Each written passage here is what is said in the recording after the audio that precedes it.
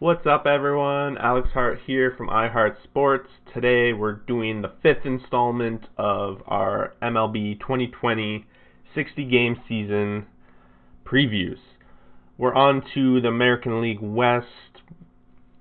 Already done the Centrals. We've done the Easts, and today we're doing American League. Tomorrow we're going to do the National League. It's going to be the same format as I have for the past four videos, starting with the least wins projected in the division, going up to the top. Going to end it off with what my predictions are. We're going to go over the projected lineups based on MLB. We're going to look at the injuries as of today, and we're going to look at any possible free agents that I think have some names to them or might be an impact to the team of this season. Now, before we get started, scroll down. Give me that like, please, and if you're interested in following along baseball, hockey, going into the playoffs here, make sure you drop a subscribe. There'll be videos coming out every day if I can. First team up here, we got the Seattle Mariners. Projected 25 wins in this upcoming season. It's quite a bit behind any of the other teams that are in this division, and I can't argue with that after taking a look at some of these rosters. Mostly the Mariners focused on starting pitching. They picked up Kendall Graveman, Taijuan Walker, as well as potentially Wei-Yin Chen, although they might be throwing him in as relief. Looks like possibly a minor league contract with him, so not really sure if he's going to make the Major League club, but let's take a look at what the projections are for the Mariners. Mariners have a few different names in here that are new to me. Shed Long Jr., Evan White, both at the top of their projections. Haven't heard of them, seen them play before, so I'm not sure what to expect from them. Same with Kyle Lewis. They've still got Kyle Seager as a staple in the third base for them. Daniel Vogelbach, really solid prospect over the past number of years. I think a big part of their lineup is going to be dependent on how he's doing. They have Tom Murphy as catcher, somewhat of a young catcher, used to play for the Rockies. And then once we kind of get back to the bottom here, not too familiar with any of the names. Malik Smith, believe, used to be on the Rays. So don't really expect a whole lot of offense to come from this lineup. Big notable miss there. You can see Mitch Haniger. We'll talk about that, but he's kind of had a herniated disc back issue, it looks like. So he's sidelined at least for the first while at the beginning of the season. Going to their pitchers, if Marco Gonzalez can be the pitcher he was, then at least they're going to have a pretty solid number one. This is going to be the first time in a long time the Mariners are not going to have the King Felix as a part of their roster. He moved on to the Braves, but he's also out for the season, taking it off, opting out. As you can see, Graveman and Walker slot in here as part of their rotation, and they'll be projects 6 different pitchers, so it's very likely that it's not set in stone. There are going to be a couple teams fighting with the 68 wins last year and projecting to pretty much have a poor outing again with 25. Don't really expect too much more than that from this team. The Mariners are going to be missing at the start of the season a couple of their core players. D. Gordon looks to be out, at least questionable for the start of the season, but he didn't even make it into that projected lineup, so I think it was more of an idea for a little while that he might not be making it. Mitch Haniger, we just discussed, having a back issue. He's out until at least September, and really, without him, without some of the other core parts of their lineup, it's going to be a long season. The West matches up with the National League West, which is a very stacked division. So I haven't looked ahead till tomorrow's video, but I suspect that this is probably the lowest wins total of the two divisions. Next up, we have the Texas Rangers. Last year, 78 wins. This season, expected 29.5. So they're slightly under 500, which I guess would be a slight improvement over what they did last year. Given that it probably might be a tougher schedule than they would have had in the prior year, most people are expecting this team to be a little bit better. Biggest free agency / trade that they made in the offseason was that they acquired Corey Kluber, who, as we know, was lights out for the Cleveland Indians over the past number of years.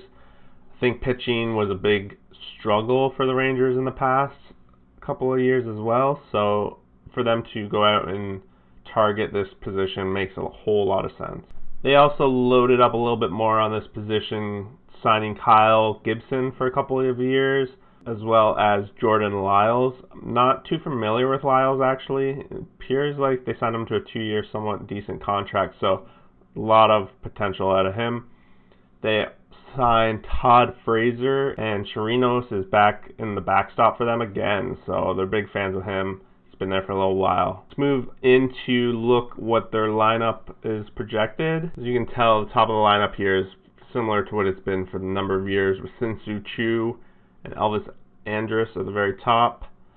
Joey Gallo batting cleanup, pretty much a big part of their raw power over the past few years. Todd Frazier, who they brought in, to me seems like a lot of the same player that Gallo is, so I'm not sure if that will be a strong point, having those kind of batters back to back, but we'll see. Power over average. Odor is really the only one else in there that's been a staple with the Rangers for a number of years. The rest, Willie Calhoun, Danny Santana, Guzman, all kind of new to me, so I'm going to have my eyes on those three players for sure. Looking at their rotation, it's quite different than it has looked in the past. Lance Lynn's in there now, with Mike Miners really the only one who's coming back for the Rangers. Corey Kluber, Kyle Gibson, Jordan Lyles, they're really making their depth and their starting pitching a lot stronger this year. So kind of goes into explaining why they're projected to be a 500 team. If it wasn't for their bats, I think this team had potential to be a little bit higher in terms of wins, but I would say Vegas obviously has them pretty nailed down pat here, 500. Might suspect them to be a little bit lower, just given that they're going to be playing a lot of games against the NL West as well. Jumping over here, let's take a look at their injuries. Chirinos, who they signed, questionable for start of season. I'm going to say it again. Doesn't mean much to me when they're questionable for start of season until there's more concrete evidence that they're going to miss. I'm going to kind of assume that they're going to be ready. Other than that, these other, Willie Calhoun was part of that lineup. These other guys, starting pitcher Brock Burke, not sure who he is. Not sure if he's going to have an impact.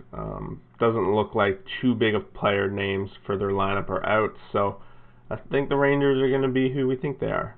Alright, middle of the pack in the American League West, we're expecting to see the LA Angels. I'm excited to see this team. I'm hoping they finally, after all these years, take that step forward. They have the best fish in the majors, Mike Trout, on their team, and really they're putting them to waste these past couple of years. I know they keep trying to bring in new talent every year to build around this guy. It just hasn't seemed to work out.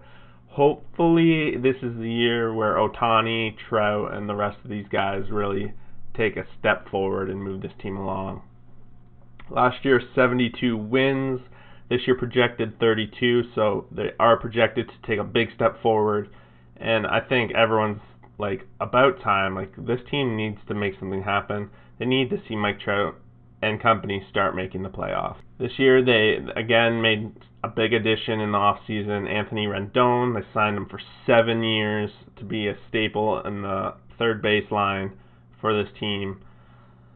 Hopefully he can bring his winning ways from the Nationals and kind of lead this team towards glory, really. They also signed Julio Teheran. This signing, they're looking to add some starting pitcher depth. I'm not a huge fan of it, but they only did it for 1 year, so yeah, they're giving them a shot. Lastly, they added Jason Castro, looks to be the catcher going forward. Let's take a look at what their lineup is projecting starting this year. There, as we see at the top of the lineup, very similar, but however, Rendon slots very nicely into the 3-hole. They're finally starting to move Pujols down the lineup a little bit, but really this lineup screams that they should be probably better than the 32 wins projected, but keep in mind they're going to have quite a few games against the Dodgers and the West and the National League.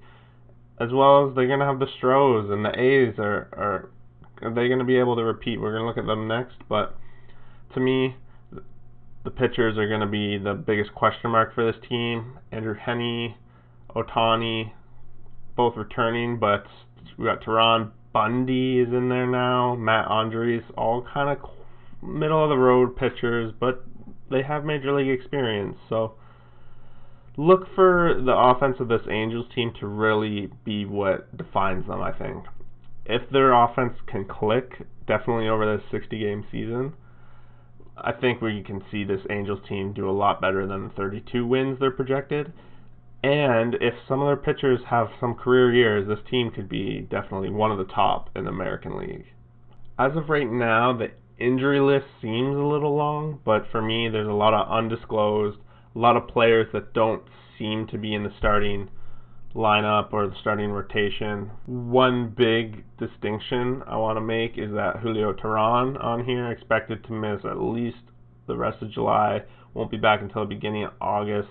It's undisclosed what it is. That's a lot of what these injuries are for this team, undisclosed, and some of them aren't coming back till really the end of July. So this team can get the wins in before it's really their depth that seems to be on this injury list.